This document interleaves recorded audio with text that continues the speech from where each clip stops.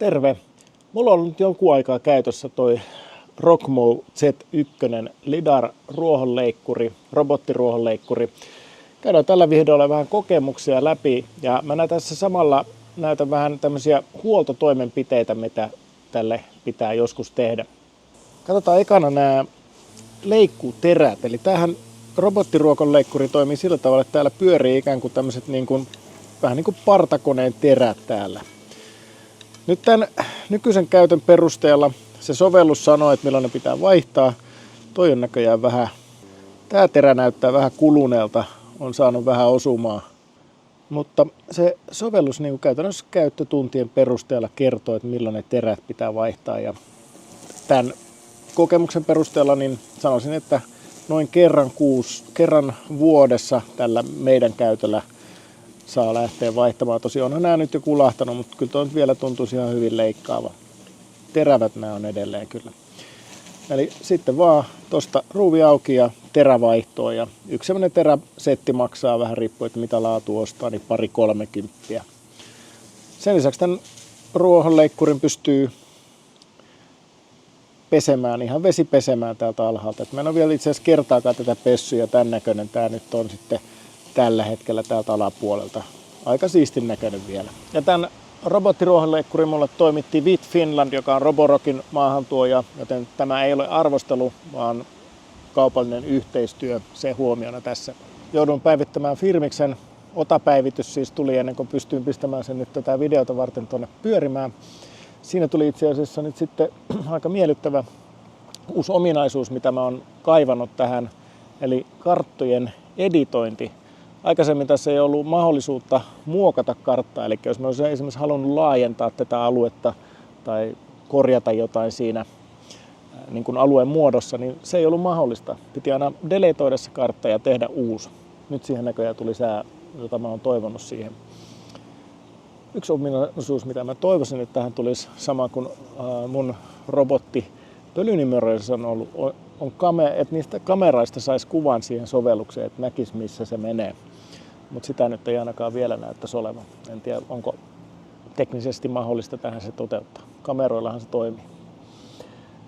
Mutta tällä videolla nyt tulee aika paljon semmosia pieniä ongelmakohtia ehkä, mikä siinä on häirinnyt. Mutta siis aloitetaan nyt sillä, että tämähän on mun mielestä ollut ihan mahtava juttu tämä robottiruohonleikkuri. Tällä pystyy leikkaamaan käytännössä nämä pihat. Mä oon ehkä semmoista niin kuin joka toinen päivä tahtia pitänyt, niin nämä nurmikot pysyy aina tosi siistinä, semmoisena melkein golfkenttänä. Voi olla, että mä kuvittelen, mutta musta nämä meidän pihan nurmikot voi myös paremmin kuin yleensä. Ja mä voisin kuvitella, että se saattaa johtua siitä, kun leikataan usein eikä kerätä sitä leikattua nurmikkoa pois, niin se jotenkin jää sinne lamnottamaan. Mutta tämä voi olla täysin mun kuvitelmiakin. Voi olla, että se johtuu siitä, että tänä kesänä on satanut aika hyvin. Että ei ollut niin kuivaa kuin monena kesänä ollut. Ja sen takia nämä nurmikot varmaan myöskin voi hyvin. Mutta nurmikot on pysynyt hyvänä. Kaikki paikat siistinä. Tämä on tosiaan aika hankala tämä meidän piha, koska on eri nurmialueita ja hankaloita maastonmuotoja. No sitten siihen,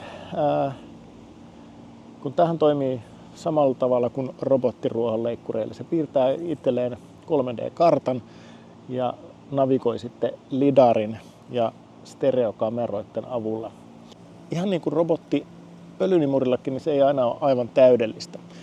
Eli se kyllä löytää todella hyvin niin kuin näiltä alueilta toisille. Se ei ole ikinä eksynyt, niin kuin lähtenyt mihinkään tuonne teille onneksi ajelemaan, vaan on aina pysynyt tässä, missä pitääkin. Ja on siirtynyt eri ruohon-alueilta toisille. Mutta täällä on niin kuin vaikeita paikkoja. Esimerkiksi tuolla rinteessä on noita puita ja tuommoisia valotolppia. Niin joskus se niin kuin, vähän niin kuin robottiruohonleikkurikin, niin, vähän niin kuin robotti-imurikin, niin se joskus jää silleen ärsyttävästi jumittamaan niin kuin semmoisia paikkoja, että se niin kuin menee edestakaisin sitä yhtään samaa kohtaa. Ja mä mietin, että miksi et sä nyt jo anna periksi ja siirry niin kuin seuraavaan kohtaan, että älä yritä siitä samasta kohdasta enää uudelleen. Joskus se tekee sellaista, mutta kyllä se nyt sitten monen yrityksen jälkeen siitä yleensä sitten selviää. Ja sitten toisaalta se on muutamia kertoja se on nähnyt jotain aivan omiaan. Eli se niin kuin esimerkiksi siirtymäreitillä kokenut, että siinä on jotain esteitä. Mä oon mennyt katsomaan, että miksi ei suostu menemään siitä. Se piirtää siihen karttaan semmoisia risuja. Enkä mä keksi niin kuin mitään syytä, miksi se on päättänyt, miksi se päätti olla menemättä sinne. Mutta nämä on tämmöisiä outoja yksittäistapauksia, mitä nyt ei kovin usein satu, mutta välillä niitä tapahtuu eikä pysty sitten oikein ymmärtämään, että mikä siinä on kyseessä. Ja juuri tässä on nyt sitten kyseessä yksi tämmöinen juttu, mikä niin kun on vähän huono siinä, että niin kun matalalla olevat puiden oksat, niin se katsoo ne esteiksi. Eli se ei ikinä leikkaa tuosta puun alta, koska siinä on aika matalalla noita oksia. Eli käsileikkurillahan kun tuosta leikkaisi, niin siitä työnnettäisiin tuosta puun alta, mutta tämä ei siihen mene. Eli siihen jää tuommoinen pidempi nurmialue, niin kuin näkyy tuohon puualle, mikä täytyy sitten trimmerillä hoitaa. Sama homma, tuolla on noita puskia ja muita, niin se ei niin kuin oksien alle mene.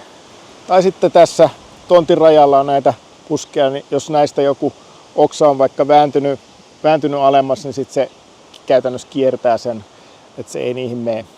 Mutta kaiken kaikkiaan täytyy sanoa, että pieniä puutteita, ärsytyksiä, joita varmasti haluatte kuulla, että onko mitään vikoja, niin sellaisia tässä on ollut. Mutta kaiken kaikkiaan mä oon ollut tosi tyytyväinen tähän pienistä puutteista huolimatta. Päivityksiä siihen pukkaa kovaa tahtia ja se hoitaa hommansa mallikkaasti, muutamia pieniä ärsytyksiä lukuun ottamatta. Mutta pihat pysyy siistinä. Tämä on ansiosta erityisen kiva, koska meidän taloyhtiöllä ei ole huoltoyhtiötä, eli ihan itse leikkaillaan täällä nurmikot muuten.